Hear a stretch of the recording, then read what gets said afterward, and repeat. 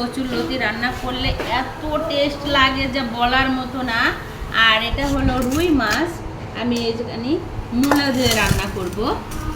দেখুন বন্ধুরা, আর এইসব রান্না করলে মনে হয় যেন মাংস ফেল হয়ে যায়, মাংস বাদ রেখে আমি এগুলো দিয়েই খাই। বিশেষ করে আমি কচুরলতিটা এত ভালোবাসি যা বলার মতো না। দেখুন বন্ধুরা, আমি এখানে মূলো কেটে নিলাম।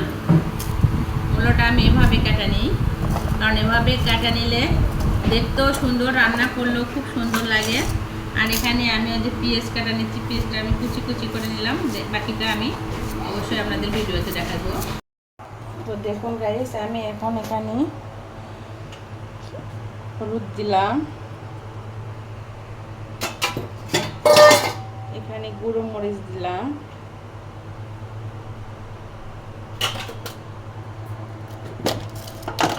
এখানে লবণ দিলাম, কারণ কচুরলতিটা যাবে একেবারে নরম হয়ে, কারণ অল্প দিতে হবে। তো দেখুন গাইস,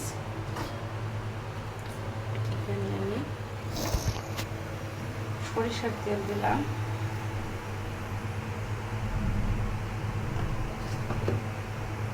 আর এখানে আমি হালকা একটু বাটা দিলাম। এখন আমি এটা সুন্দর করে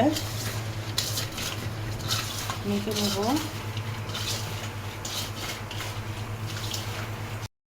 ছোটো মাছ দিলাম,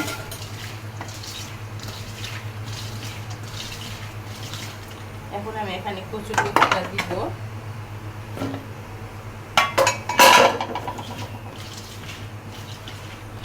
এত টেস্ট লাগবে বন্ধুরা, এরকম করে রান্না করে দেখবেন, খুব টেস্ট লাগবে।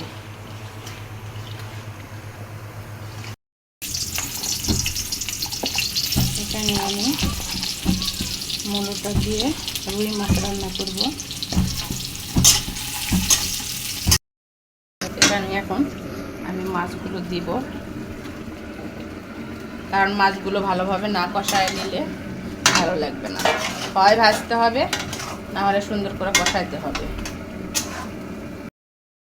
তো দেখুন গাইস, এইভাবে কষায় নেবেন, কারণ তরকারি যত কষাবেন তত ভালো লাগবে।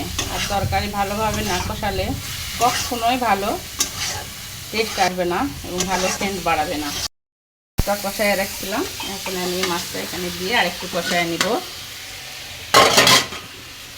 দেখুন এই যে মাছটা দিয়ে দিলাম, একটু কষায় নিব।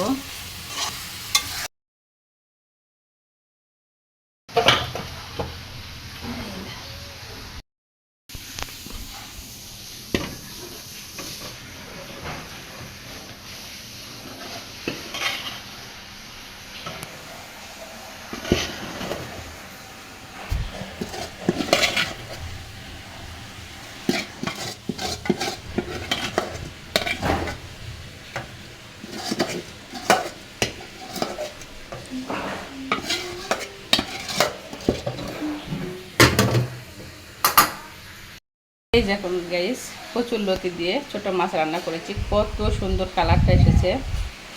আর এই যেখানে মূলে দিয়ে রুই মাছ রান্না করেছি, দেখুন একদম সবগুলো পারফেক্ট। তো যাই হোক, ভালো থাকবেন, সুস্থ থাকবেন, আল্লাহ হাফেজ।